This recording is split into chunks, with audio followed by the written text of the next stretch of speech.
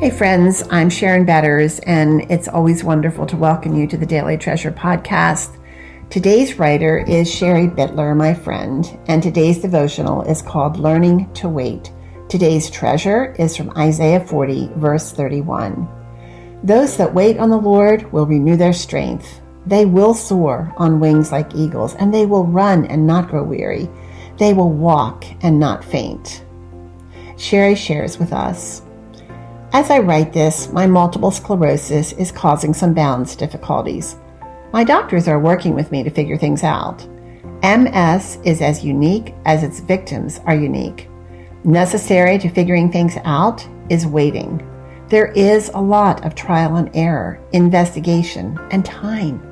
It takes time, and then more time. I struggle to wait, to be patient. Time is a valuable commodity to me. Part of my position in leadership was to make things happen in the appropriate time frame, to meet deadlines, to plan ahead timely, to allow others to make their plans, to coordinate. My pace has always been to move quickly between one thing and another. My staff would often tease me, calling me the Energizer Bunny. When I host our family of 19, I will spend the extra money to use the higher-end disposable dishes, so I can have more time with them instead of cleaning up in the kitchen.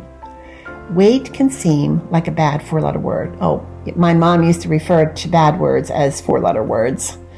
Waiting often feels excruciating to me, but I use the wait time to think through solutions. Perhaps losing weight will help with my mobility.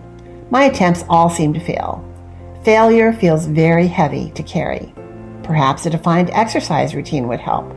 I struggle to motivate myself to override the chronic pain I feel. Right now, I feel weak all over, physically, emotionally, and spiritually. My first thought of the word wait is to be patient and still. I know the Lord is asking that of me in this season of my life, but a recent devotional encouraged me to think also of wait as being expectantly watchful. To wait on the Lord like a waiter watches his customers. This viewpoint interests me. His word says he will renew my strength. Not having a set structure or routine actually makes me cringe some days. I have grown so accustomed to living that way. But I can choose. Will I be frustrated or will I be intrigued? I choose the latter. I want being intentional with my attitude to be my goal. Making a list of the good reasons for waiting seems like a good idea. For a long time, I have served large groups. Now I have more time for one-on-one relationships. Rather than leading groups to follow a vision, I can discover unique qualities in individuals and suggest ways they can use them in ministry. I can work alongside people whose expectations might be different than mine. I know that as I step out of my human response and love others as the Lord does, He is glorified. In those moments, I can live out the gospel. I am looking to the Father to see how I can serve in this season of limitations. It is my heart's desire to please Him. I am enjoying being available as needs arise. I am able to help those who are hurting by being a good listener, sharing my story and God's story. My grandchildren and children call me to help out with transportation, and thankfully I can still drive, at least locally. I love having time to Skype with my sister. We enjoy devotions together. I am so grateful for the time and great technology that allows me to connect with my sister who lives over 6 hours away. I can spend more time with my prayer partner. I can reconnect with old friends. I look forward to my husband's return from work each day. I even stenciled on the steps from the garage to the house, "So glad you're home." While I am waiting in a line at the grocery store, I silently pray for the people around me or the cashier as she or he busily handle each customer. My need to always be doing something insists I search to find movement, even in the wait. Choosing to be comfortable with waiting takes the sting out of being still. My life story feels more like a new adventure unraveling. Be still and know that I am God from Psalm 46:10 encourages me.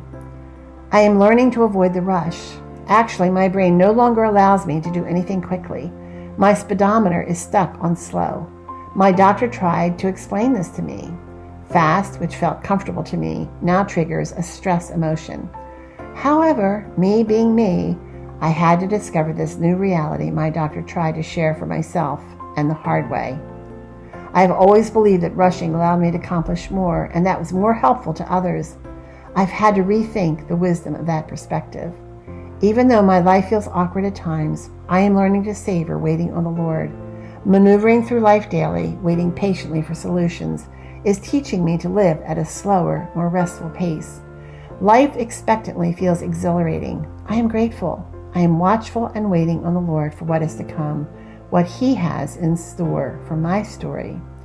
Lord, please help me to celebrate waiting on You. Help me to use the time I need to be still, to lift others up in prayer. Help me to be watchful, expectant, and in awe of Your incredible love for me as I wait for Your plans for my story. Thank You for the many blessings I enjoy. Please help me to live grateful. Thanks so much for joining us for the Daily Treasure podcast today. And it is our prayer, as always, that each scripture is being used by the Lord to help turn your heart toward Jesus, to equip you and enable you to walk by faith. And one more treasure from scripture is from Ephesians 5:16, where Paul challenges us to make the most of every opportunity.